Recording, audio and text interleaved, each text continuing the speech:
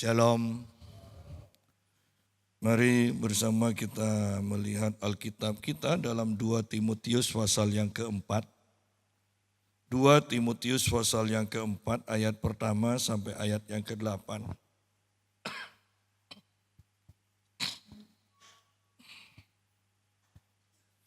Di hadapan Allah dan Kristus Yesus yang akan menghakimi orang yang hidup dan yang mati. Aku berpesan dengan sungguh-sungguh kepadamu demi penyataannya dan demi kerajaannya. Beritakanlah firman, siap sedialah baik atau tidak baik waktunya, nyatakanlah apa yang salah, tegurlah dan nasihatilah dengan segala kesabaran dan pengajaran. Karena akan datang waktunya orang tidak dapat lagi menerima ajaran sehat, tetapi mereka akan mengumpulkan guru-guru menurut kehendaknya untuk memuaskan keinginan telinganya. Mereka akan memalingkan telinganya dari kebenaran dan membukanya bagi dongeng. Kita berhenti sampai di sini dulu. Bahwa pemberitaan Injil itu sangat penting. Bahkan pesan terakhir dari Tuhan Yesus adalah beritakan Injil ke segala makhluk. Ya, beritakan Injil sampai ujung dunia. Oleh karena itu, betapa melencengnya gereja kalau kita mengacu kepada pesan atau amanat agung dari Tuhan Yesus dengan keadaan gereja sekarang. Bahwa kita mempunyai jemaat yang sangat takut untuk memberitakan Injil. Bahkan yang sederhana saja sangat takut menampakkan kekristenan kita di hadapan orang-orang yang bukan Kristen. Kalau menampakkan iman kita kepada orang yang bukan Kristen saja takut, apalagi untuk memberitakan Injil. Tidak usah memaksa atau mempengaruhi orang untuk pergi ke gereja. Tetapi yang saya ingin tekankan, beranikah kita mengatakan, aku ada saat ini, aku diberkati. Karena Tuhan Yesus baik, karena Tuhan Yesus yang memberkati aku. Ketika orang-orang mengatakan susah, ekonomi begini. Kamu sih, seharusnya kan seperti itu. Kamu sih salah. Kalau aku kan beriman kepada Tuhan Yesus, aku tidak kekurangan. Lu cerita seperti ini saja, pernahkah kita sampaikan kepada orang kenalan teman-teman kita yang bukan Kristen? Atau kita hanya jadi pendengar saja? Bahkan ketika mendengar perkataan-perkataan yang tidak sesuai dengan iman kita manggut-manggut aja. Sidang jemaat, kalau hidup kita seperti ini, saya percaya Tuhan pun akan malu mengakui kita sebagai umatnya. Ya. Seringkali kita berkompromi dan membenarkan diri sendiri. Keadaan tidak memungkinkan Pak Yusa, keadaan. Tetapi bukan seperti itu, bahkan karena kita tidak berani memberitakan Injil. Padahal itu adalah kehormatan yang Tuhan berikan kepada kita. Itu kehormatan. Malaikat-malaikat pun tidak Tuhan izinkan untuk memberitakan Injil. Padahal kalau mau gampang kan, malaikat aja suruh beritakan Injil. Sebaik apapun orang tidak bisa diselamatkan kecuali menerima berita Injil. Percaya kepada berita Injil. Ingat Cornelius, dia adalah seorang perwira, seorang yang sangat baik, suka nyumbang, ya kan? Nyumbang pembangunan bait Allah, bahkan nyumbang orang-orang Yahudi. Tetapi dia tidak bisa diselamatkan. Allah harus mengutus malaikatnya kepada Petrus. Untuk Petrus datang kepada Kornelius dan memberitakan Injil. Baru kemudian ada ayat yang mengatakan dan keselamatan juga terjadi kepada seluruh keluarga Kornelius. Sebelum Petrus menyampaikan berita Injil, Kornelius tidak kekurangan satupun yang baik. Yang saya percaya, semua orang yang kita kenal saat ini, kalau melihat Kornelius, mereka akan sependapat semua. Kornelius pasti masuk surga. Kalau kita katakan tidak bisa, Kornelius tidak akan bisa masuk surga kecuali terima Yesus sebagai Tuhan dan Juru Selamat. Orang-orang di sekitar kita akan mengecam kita dan mengatakan, agamamu terlalu eksklusif. Ya. Itu yang terjadi. Tetapi ingat, keselamatan hanya bisa terjadi ketika Injil diberitakan dan diterima dan dipercaya oleh orang yang mendengarnya. Ya. Seringkali orang bahkan tidak bisa membedakan kita dengan orang-orang di luar Kristus. Padahal seharusnya kita adalah terang. Ketika terang itu dibawa ke dalam kegelapan, maka semuanya harus tahu. Ya. Saya ingat kembali cerita dari guru saya, guru sekolah Alkitab. Ketika dia naik bis dan ada seorang ibu yang mencari tempat duduk juga. Dan guru saya mempersilakan ibu ini duduk. Dan ibu ini berkata, Bapak Kristennya. Dan jawaban yang hafalkan kita tahu, kok tahu? Kok tahu? Anda luar biasanya, ibu ini hanya berkata, dari cara Bapak duduk saya tahu Kristen.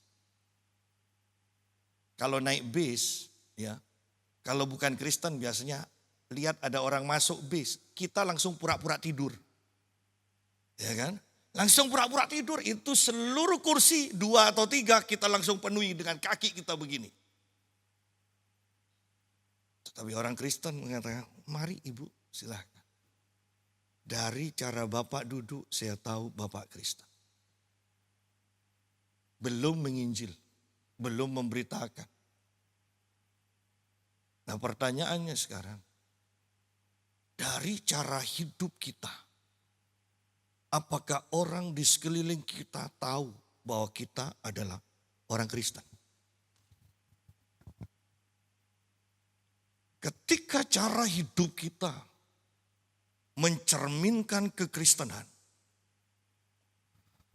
orang-orang di sekeliling kita tidak akan pernah berani mendekat untuk mempengaruhi, untuk mengajak kita mengikuti kebiasaan-kebiasaan mereka. Ketika kekristenan kita nyata. Yang jadi masalah, kekristenan kita tidak nampak sekali. Kita seperti bunglon. Kalau di gereja nyanyi, kalau di luar alhamdulillah, di dalam gereja haleluya, di luar gereja insya Allah, dalam gereja amin. Sidang jemaat, kekristenan kita tidak nyata.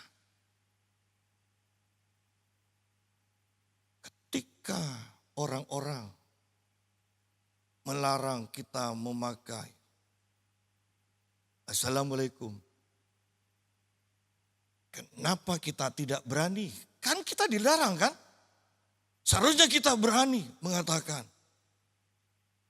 sesuai dengan iman kita. Damai sejahtera Allah di dalam Kristus Yesus memberkati kita semua. Wah, itu sangat luar biasa. Sangat luar biasa.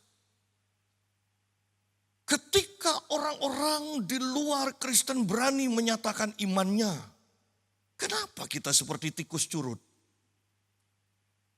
Jalan aja mengkerut. Paulus di hadapan orang-orang di satu ruangan pertemuan yang sangat besar. Paulus sendiri mempertanggungjawabkan imannya di hadapan banyak orang. Pertanyaannya, bagaimana dengan kita? Kapan kita akan menunjukkan iman kita? Pak, nanti kalau sudah di surga, enggak usah ngomong. Bahkan belum tentu kau masuk surga. Nah, iya kan? Karena Yesus sendiri berkata, ketika kita malu mengakui dia, maka anak manusia pun akan malu mengakui kita di hadapan para malaikatnya. Banyak ajaran kekristenan yang tidak diajarkan di banyak gereja. Kita hanya diajarkan bagaimana caranya menerima berkat. Tetapi bagaimana menunjukkan iman kita tidak pernah diajarkan. Nah, mari kita lihat di sini pernyataan-pernyataan dari Paulus ini. Di hadapan Allah dan Kristus Yesus yang akan menghakimi orang yang hidup dan yang mati. Artinya bahwa Allah dan Kristus Yesus akan menghakimi orang yang hidup, itu berbicara orang yang beriman, orang Kristen. Dan orang di luar Kristen pun, itu yang di sini dikatakan orang yang mati. Mati iman, itu Allah juga yang menghakimi. Nah, saya mau tekankan begini, tanpa bosan. Sebagai orang Indonesia, seharusnya kita itu sangat mengerti pentingnya hakim ini. Iya kan? Secara negatif kita ini terkenal dengan Indonesia negara korupsi, suap, nyogok, ya kan?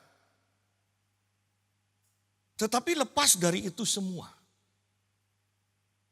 ketika kita sudah terang-terangan,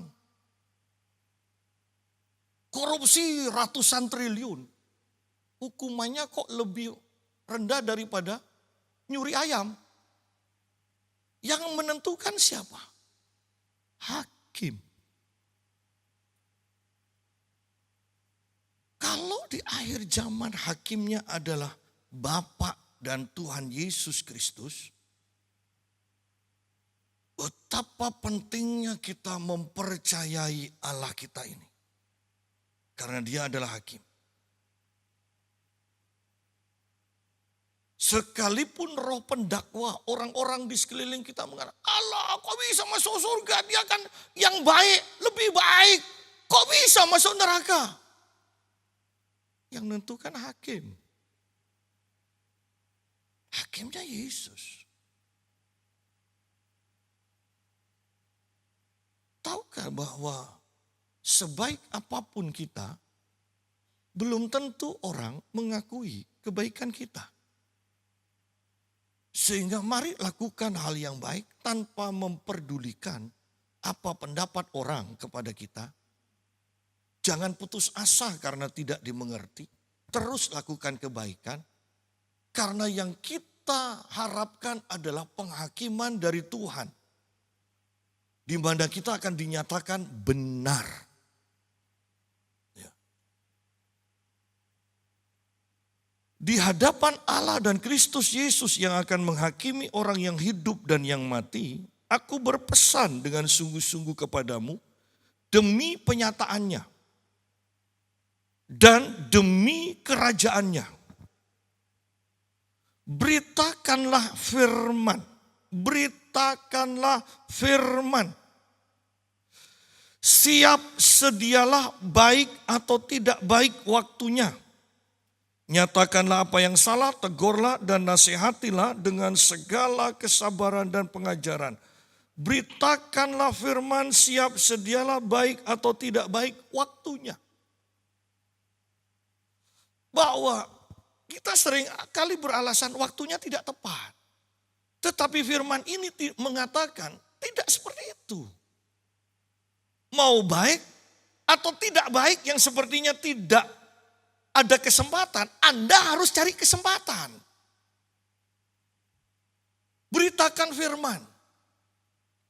Ketika orang melakukan kesalahan, Anda harus berani menunjukkan yang benar melalui perkataanmu.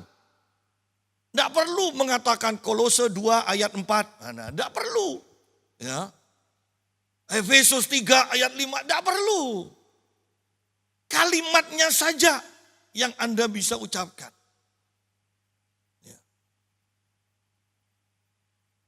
Pak, tapi saya tidak ada yang hafal. Wah. Anda punya Roh Kudus? Iya. Punya, Pak. Tapi tidak pernah baca Alkitab. Jadi Roh Kudus tidak bisa mengingatkan apapun. Karena memang tidak ada apa-apa di otak saya untuk diingatkan.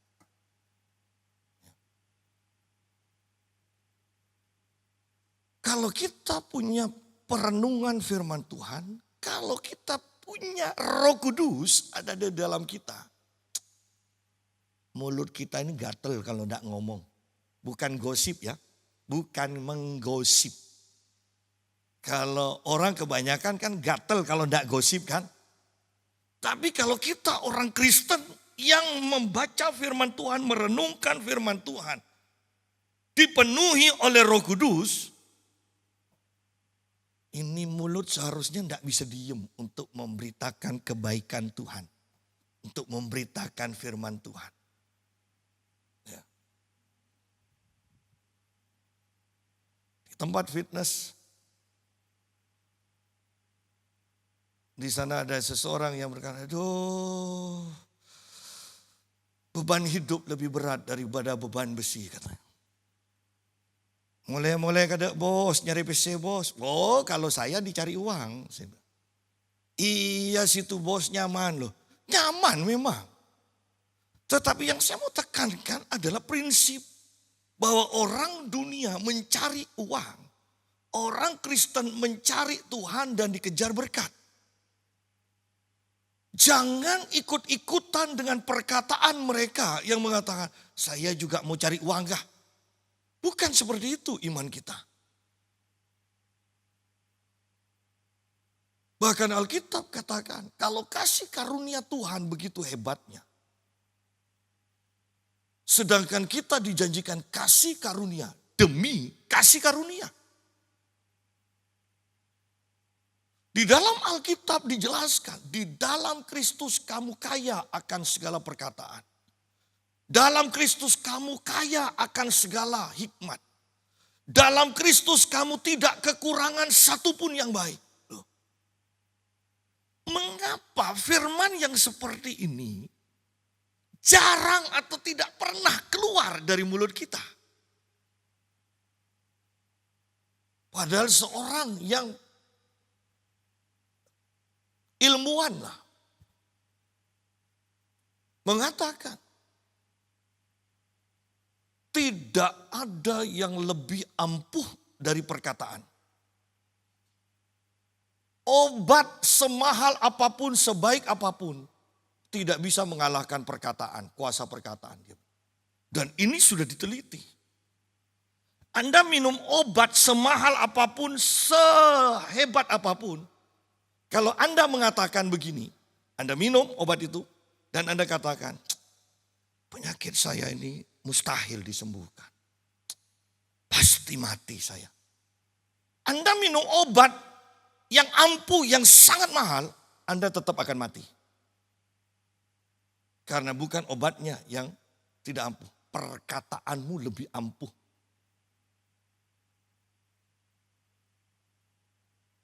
Bukankah orang yang sakit kepala kena hujan itu karena dia mengucapkan perkataan?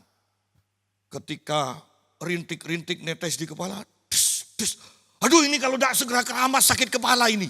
Nah, dan kemudian sakit kepala sungguh. Nah kan karena gerimis, bukan karena gerimis. Ya. Itu karena perkataan kita. Nah, sekarang begini. Kalau perkataan kita sedahsyat itu, apalagi firman Tuhan. Kalau kita hanya sekedar mengucapkan sesuai dengan keadaan dan itu dahsyat, apalagi firman Tuhan yang kita ucapkan. Oleh karena itu, jangan minder, jangan selalu mengatakan minoritas. Beritakan firman, siap sedialah baik atau tidak baik waktunya. Iya, kita minoritas mungkin. Iya, kita orang yang kalah terhormat dibandingkan yang lain. Tetapi firman Tuhan tidak pernah kalah terhormat dari apapun juga. Firman Tuhan tidak kalah kuasanya dari apapun juga. Dan berbicara dengan sebagai pribadi yang berotoritas, maka kita tahu semua yang di bawahnya harus tunduk kepada yang paling tinggi otoritasnya. Dan di sini firman Tuhan tidak tertandingi otoritasnya. Sehingga apapun harus tunduk kepada firman. Dan kita diberi kehormatan. Jangan jadikan beban yang sangat berat bagi kita. Kita harus berpikir ini kehormatan. Anda yang suka nonton film kerajaan, itu mau siapapun kalau sudah membawa dekret raja ya, tidak ada yang berani loh nentang. Mau jenderal sekalipun, kalau sudah bawa dekret raja untuk dibacakan, itu seperti raja sendiri. Kita diberikan dekret kerajaan juga. Firman Tuhan. Beritakanlah firman, siap sedialah baik atau tidak baik waktunya. Sudahkah kita melakukannya? Seringkali kita selalu mengatakan tidak ada waktu, tidak ada kesempatan, tidak memungkinkan. Tetapi ayat ini sepertinya memberitahu kepada kita, jangan beralasan apapun. Firman ini tidak menerima alasan apapun untuk Anda tidak melakukannya. Beritakanlah firman, siap sedialah baik atau tidak baik waktunya. Nyatakanlah apa yang salah. Kalau awalnya berbicara tentang firman, sekarang nyatakan apa yang salah, berarti yang tidak sesuai dengan firman Tuhan itu salah. Kalau Anda tahu nasihat-nasihat yang tidak sesuai, bertentangan dengan firman Tuhan, Anda tahu itu, Anda harus berani menegur. Di sini dikatakan, tegurlah dan nasihatilah dengan segala kesabaran dan pengajaran. Jangan hanya manggut-manggut. Sungkan Pak Yusa yang mau ngomong bahwa itu salah, bahwa itu tidak sesuai dengan iman saya, sungkan. Kan tidak sesuai berarti hidup kita dengan Alkitab ini. Di sini dikatakan, kalau salah, nyatakan bahwa itu salah. Yang benar seperti apa? Ini firman Tuhan katakan seperti ini. Yang Bapak katakan tidak sesuai dengan firman ini. Menegur, menjelaskan dengan penuh kesabaran. Menjelaskan dengan penuh kesabaran.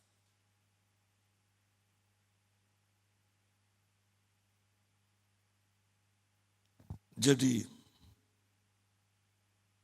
kalau kita bandingkan, bayangkan kehidupan kekristenan di akhir zaman. Kita harus mengakui loh, bahwa kita tidak siap dengan kedatangan Yesus yang kedua kalinya. Masuk neraka semua.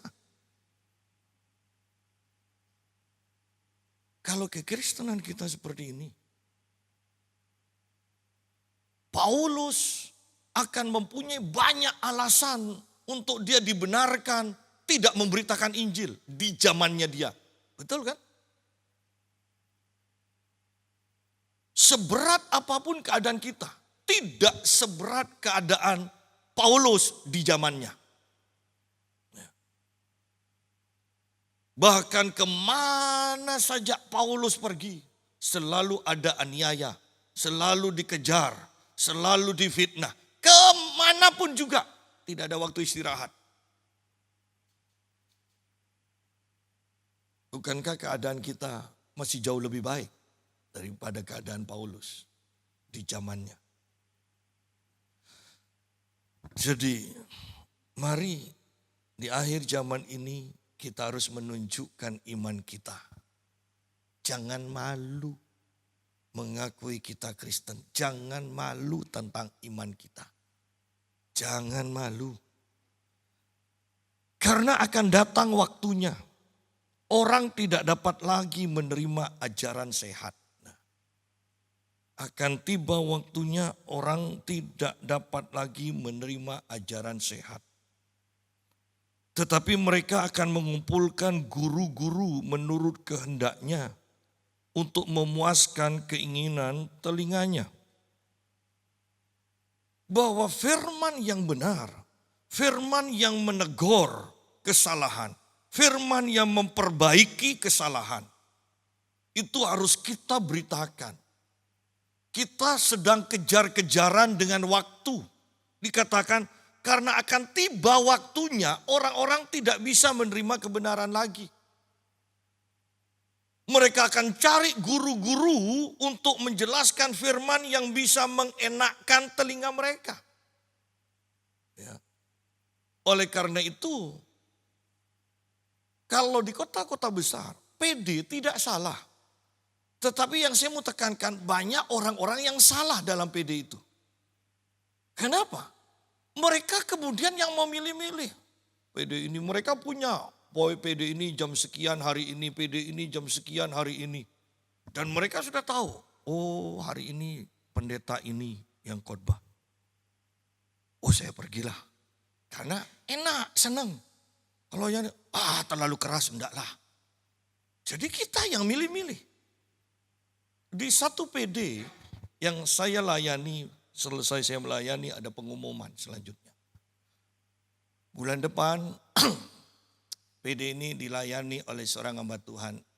Ini dia sebut. Datang ya, jangan enggak datang. Ya, datang ya, seperti sekarang banyak ya, datang ya.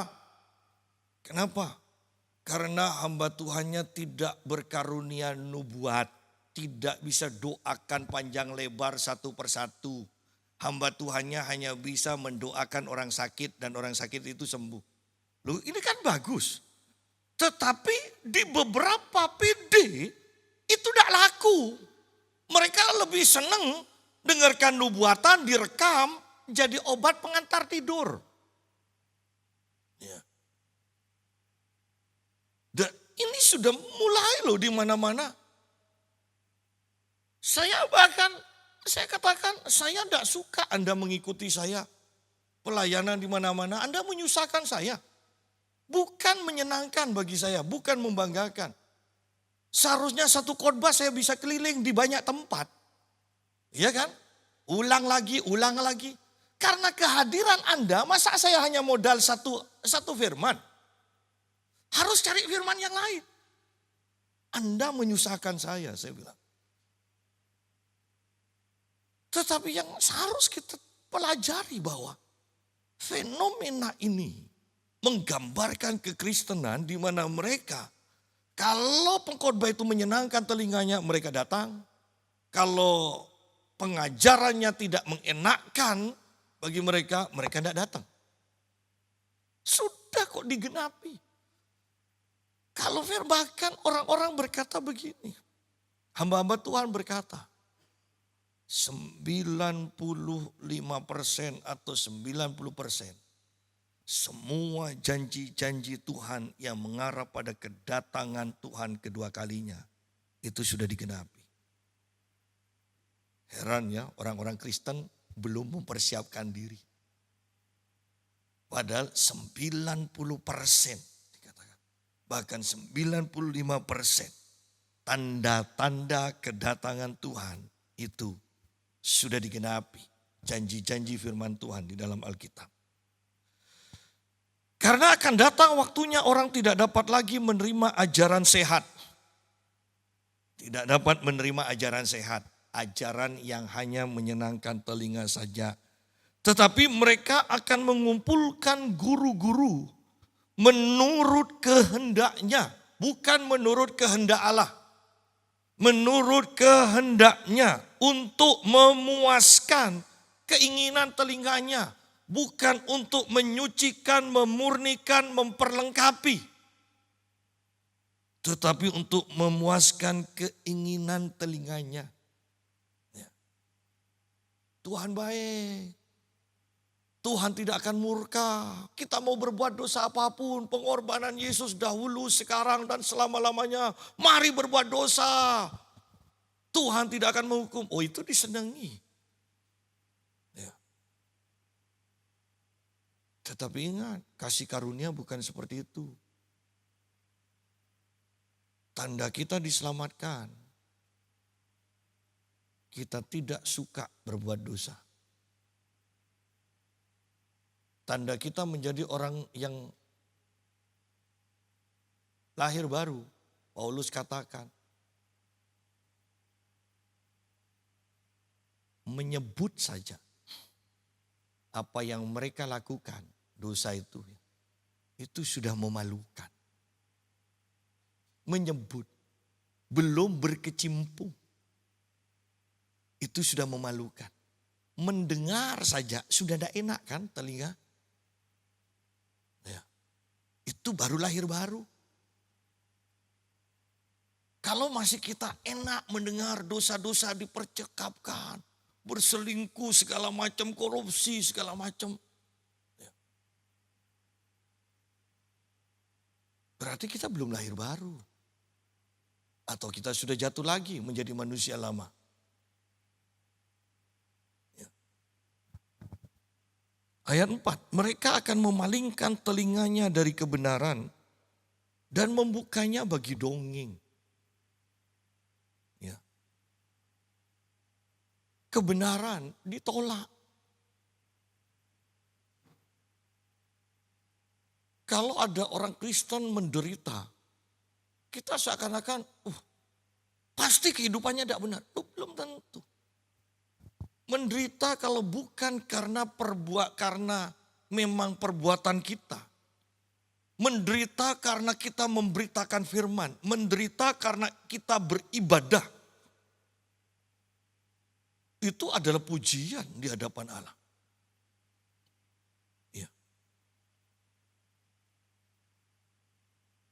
Dan itu adalah kebenaran. Tetapi banyak orang tidak bisa menerima itu. Mereka lebih percaya dongeng. Dongeng itu apa? Dongeng, kalau Anda baca dongeng, di akhir ceritanya, endingnya selalu berkat. Menjadi mantu raja, ya kan? Oh, pokoknya dongeng itu model-modelnya seperti itu. Jadi banyak kita orang Kristen hanya dijejali dongeng. Ada orang yang bahkan berkata, Pak, saya kan sudah melakukan firman. Berarti kan saya itu tidak akan mengalami aniaya. Loh, bukan seperti itu saya bilang.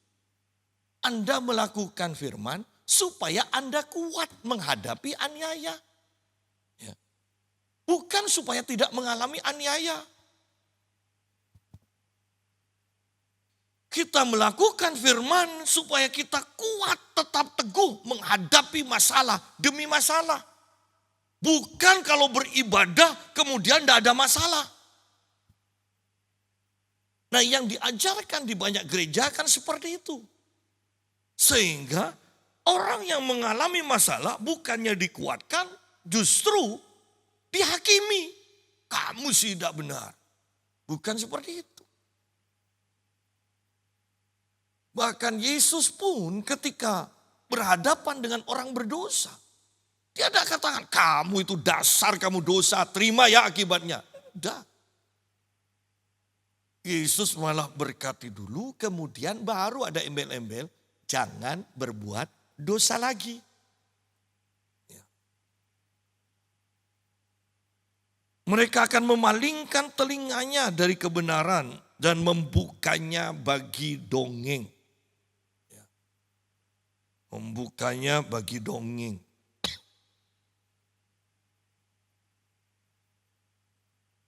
Tetapi kuasailah dirimu dalam segala hal. Kuasai dirimu dalam segala hal. Ya.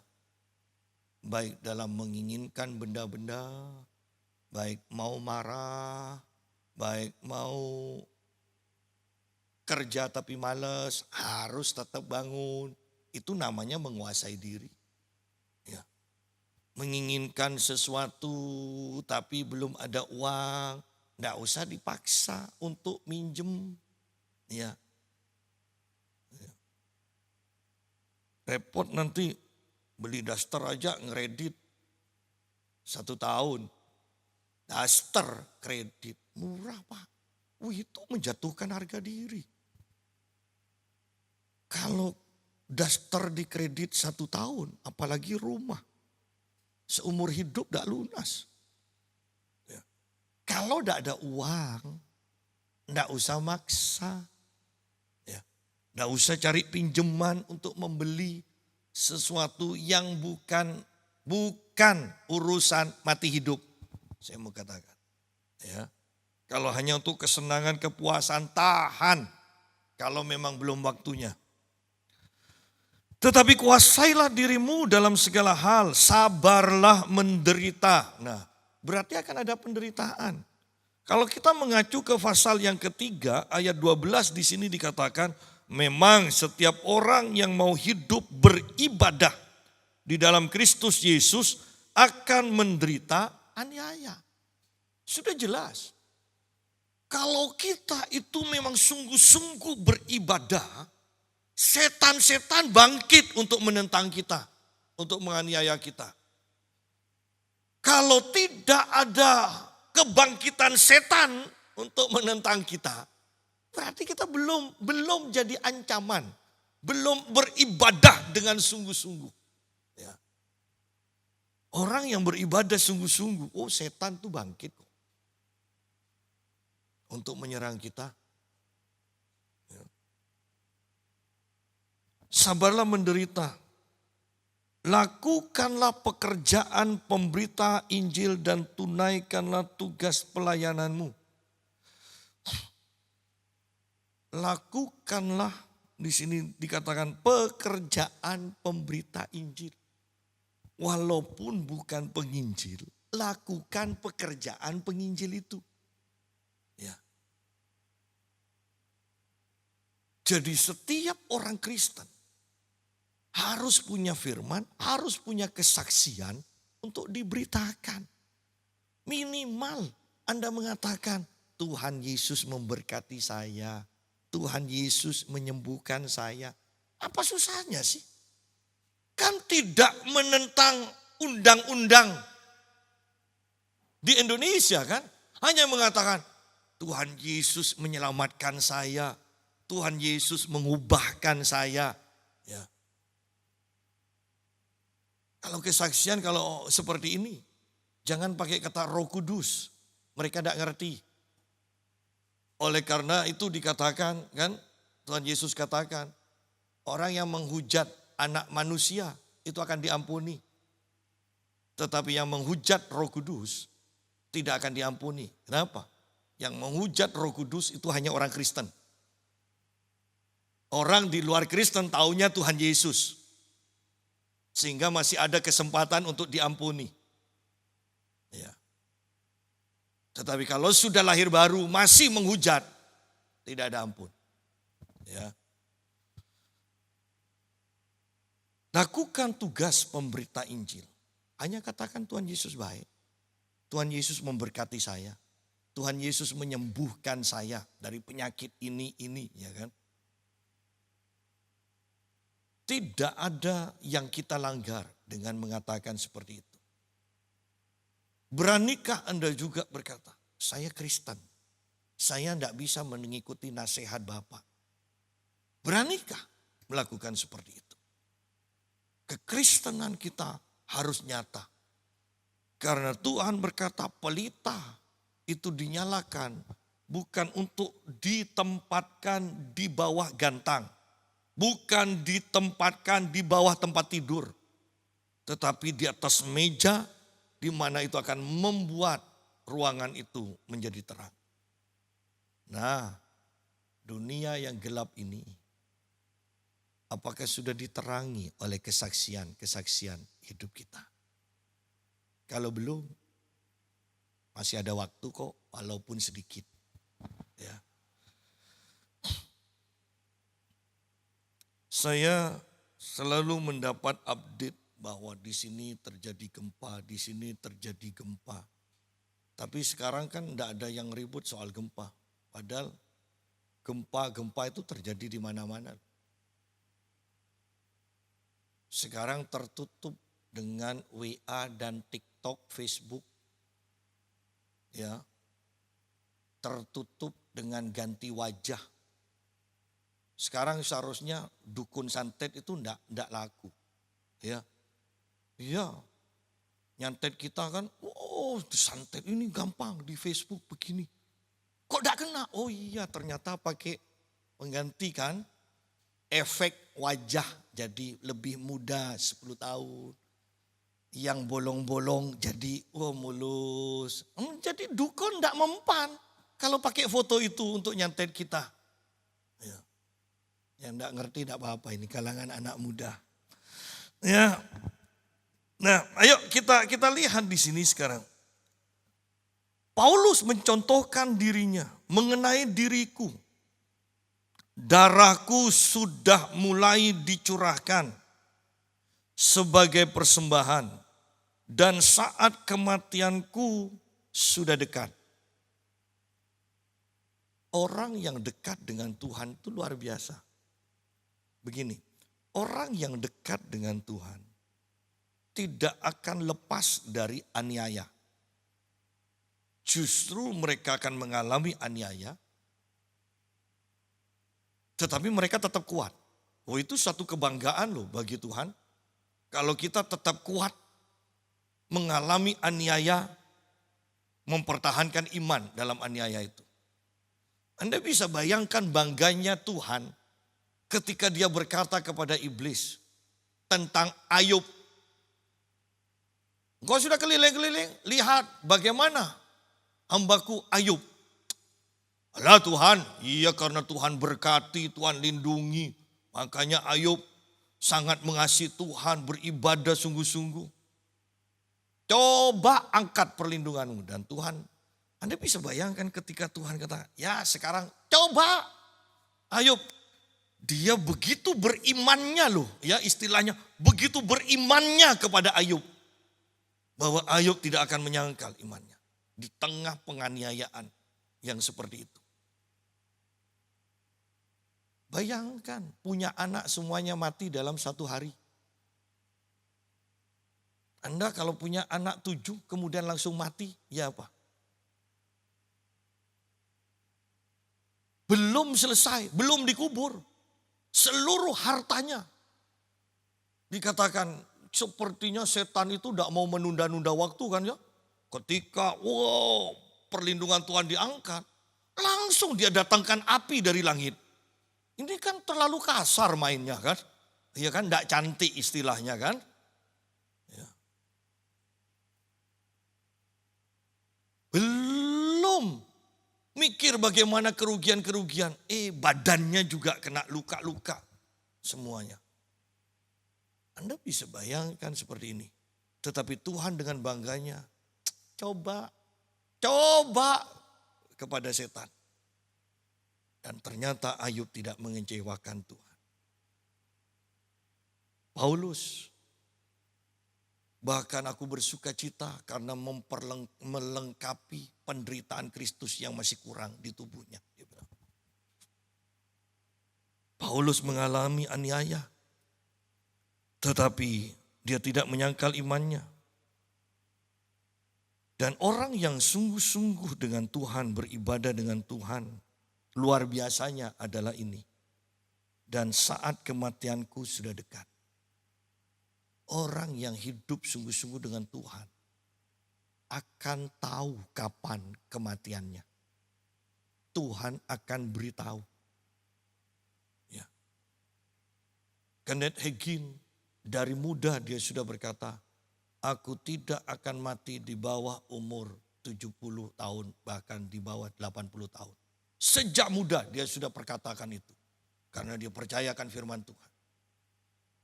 Umur 83 tahun, dia duduk di kursi goyangnya, kursi malasnya. Dia sudah mandi, dia duduk. Dan dia berkata kepada keluarganya, lihat Tuhan Yesus bersama para malaikatnya datang menjemput aku. Dan Kenneth Hagin menundukkan kepala dan dia mati. Itu Kenneth Hagin. Dia tahu kapan dia akan dipanggil Tuhan. Paulus pun di sini dikatakan tahu saat kematiannya sudah dekat. Petrus tahu bahwa kalau dia mati dalam usia yang sudah tua. Sehingga ketika dia ditangkap, Herodes dimasukkan dalam penjara. Yakobus sudah dipenggal. Giliran besok Petrus akan dipenggal. Petrus bisa tidur. Tidur nyenyak lagi. Sampai tidak sadar. Ya, ketika dia dibangunkan malaikat, dia pikir masih mimpi. Ya. Kenapa Petrus bisa tidur? Karena Petrus mendengar kata Yesus di Injil Yohanes pasal terakhir. Nanti kalau sudah rambutmu putih, engkau baru akan ditangkap orang dan kau tidak bisa kemana-mana lagi. Kalau rambutnya putih. Waktu ditangkap oleh Herodes rambutnya masih hitam. Sehingga Petrus, belum waktunya. Tidur dia dengan nyenyak. Belum waktunya. Ya. Seseorang betapa luar biasanya ketika kita sungguh-sungguh dengan Tuhan. Tuhan menunjukkan kapan kita akan dipanggil Tuhan. Dengan demikian kita bisa mengadakan persiapan demi persiapan. Ya. Aku telah mengakhiri pertandingan yang baik. Aku telah mencapai garis akhir. Dan aku telah memelihara iman. Aku telah mengakhiri pertandingan yang baik. Tuh. Pertandingan kita baik atau enggak? Atau kita belum ikut pertandingan? Pertandingan yang baik. Bagi saya pertandingan yang baik adalah pertandingan yang selalu menang. Susan Hetting berkata, saya senang peperangan rohani. Kenapa? Hasil akhirnya sudah jelas, kita menang. Susan Hetting berkata begitu. Dan di sini Paulus katakan, pertandingan yang baik. Kenapa? Paulus selalu menang. Banyak jiwa-jiwa dimenangkan, banyak mujizat terjadi. Itu pertandingan yang baik. Aku telah mencapai garis akhir. Nah, pertanyaannya, apakah kita akan menyelesaikannya sampai garis akhir? Banyak loh yang berhenti tengah jalan. Banyak yang nyangkal iman. Banyak yang murtad. Ya, tetapi Paulus di sini menjelaskan, aku telah mencapai garis akhir dan aku telah memelihara iman. Kata memelihara iman. Bukankah itu semakin dari kecil, kata memelihara kan? Dari bayi, dari kecil, tanaman baru ditanam, kemudian disirami, bertumbuh, berdaun, kemudian berbunga. Itu memelihara seperti itu. Memelihara iman. Berarti Anda harus semakin dewasa, semakin kuat, semakin kuat, semakin kuat. Ada orang-orang yang dari muda kuat. Di usia tuanya imannya anjlok. Seorang mentor saya yang mengajar saya tentang pelepasan. Saya dulu kagum. Tetapi detik-detik menjelang dia akan dipanggil Tuhan. Dia kena stroke. Sahabatnya berkata, sudah saya larang, kalau sama saya larang makan kambing. Sudah sampai rumah keluar lagi. Makan sate kambing.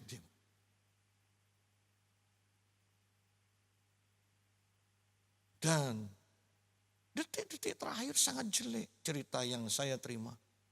Dia bisa hubungi salah satu kenalan saya, kenalannya dia juga, saya yang memperkenalkan. Dia nangis dan dia bilang, ada apa kok nangis? Saya enggak punya uang, saya minta uang. Loh, ini orang yang awalnya begitu luar biasa loh. Berarti imannya tidak terpelihara. Kata dipelihara seharusnya semakin kuat, semakin kuat, semakin kuat. Banyak orang yang akan kaget loh melihat beberapa orang. Loh, dulu ini kan yang menyembuhkan orang sakit, usir setan. Orang ini kan baik, orang ini begini. Loh, sekarang kok seperti ini? Karena imannya tidak dipelihara. Imannya tidak dipelihara. Kita teledor. Kita mengurangi waktu-waktu ibadah kita. Kita mengurangi apa yang biasa kita kerjakan, bahkan berbuat baik. Paulus katakan, jangan jemu berbuat baik. Berarti kita bisa jemu. Dan kita harus mengatasi rasa jemu itu supaya terus berbuat baik. Loh, memangnya kalau Anda memberi kepada orang-orang, kebiasaanmu memberi. Memangnya Anda akan selalu punya banyak uang untuk diberi? Tidak. Ada waktu-waktu di mana uangmu menipis. Dan engkau punya alasan untuk sementara tidak memberi. Ya. Tetapi yang benar adalah, dalam keadaan seperti itu pun, engkau harus terus memberi. Baru engkau akan menikmati bagaimana Tuhan ternyata tidak mempermalukan kita. Di sanalah iman kita itu terpelihara. Bayangkan orang-orang yang di ladang. Tuh air kering, tidak ada hujan. Memangnya mereka diam seperti itu? Mereka akan beli air. Demi, ya kan? Memelihara tanamannya. Demikian pula iman kita harus dipelihara. Anda tidak bisa mengatakan, ya keadaannya seperti ini, otomatis saya kurangi ini. Ya, tidak bisa seperti itu. Nama memelihara, fokusmu adalah pertumbuhan itu loh. Apapun bisa dikorbankan. Memelihara iman. Sekarang ketika kita memelihara iman, di sini dikatakan dan kita sampai akhir, sekarang telah tersedia bagiku mahkota kebenaran yang akan dikaruniakan kepadaku oleh Tuhan Hakim yang adil. Ya. Jadi hakim ini menentukan, hakim yang adil. Anda tidak bisa mengandalkan nabi-nabi. Anda tidak bisa mengandalkan rasul-rasul. Anda tidak bisa mengandalkan perbuatan baik, perbuatan benarmu. Semua yang menentukan pada hasil akhirnya adalah hakim. Yaitu Yesus. Ya. Tetapi bukan hanya kepadaku, melainkan juga kepada semua orang yang merindukan kedatangannya. Banyak orang Kristen, ya. Tetapi berapa banyak yang merindukan kedatangannya? Sederhananya, berapa banyak yang merindukan Tuhan? Lebih sederhana lagi, kalau Anda keluar dari gereja ini, berapa banyak yang merindukan kapan ibadah lagi? Kok masih lama? Kalau Anda tidak merindukan itu, agak membahayakan ketika Anda berhadapan dengan hakim yang adil itu. Karena mahkota kebenaran diberikan hanya kepada orang yang merindukan Yesus. Yang merindukan kedatangannya. Banyak orang Kristen, iya. Tetapi tidak semuanya merindukan Tuhan. Banyak orang Kristen, iya. Tetapi tidak semuanya bergairah untuk datang kepada Tuhan. Untuk segera bertemu dengan Tuhan. Bisakah kita berkata seperti Musa? Aku hanya menginginkan melihat wajah-Mu Tuhan. Itu kerinduannya. Dan Tuhan katakan, kalau engkau melihat wajahku, engkau akan mati. Saya membayangkan dalam percakapan itu. Musa mengatakan, Tuhan, aku mati pun tidak masalah. Yang penting aku melihat engkau, itu sudah puas. Ya kan? Saya bisa menangkap seakan-akan Musa berkata seperti itu.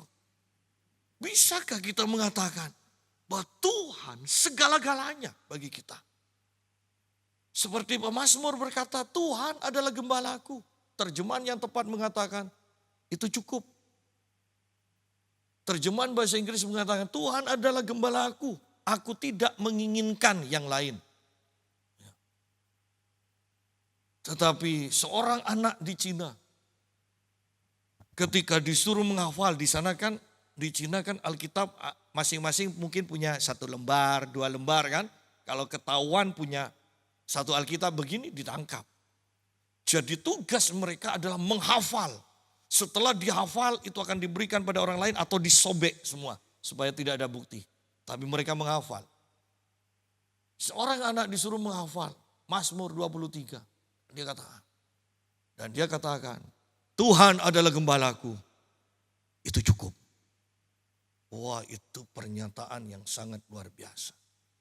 Sidang jemaat. Apakah kita merindukan Tuhan melebihi apapun juga? Tuhan sudah mengerjakan yang terbaik bagi kita. Dia menyerahkan hidupnya, dia menumpahkan darahnya. Supaya kita ditebus, diampuni dosa kita, dan kita dibenarkan. Ingat selalu karya Tuhan ini, maka kita akan selalu bersyukur. Kita akan selalu mengasihi Tuhan. Melalui perjamuan kudus, kita akan mengingat bagaimana karya Tuhan kepada kita. Sehingga tidak akan ada habis-habisnya kita beribadah dan mengatakan, semua sudah aku bayar pengorbanan Tuhan. Oh tidak, Anda tidak akan pernah bisa melunasi apa yang Tuhan sudah kerjakan. Mari kita menundukkan kepala, persiapkan hati kita. Biarlah kita terus berbenah memelihara iman kita. Saya undang para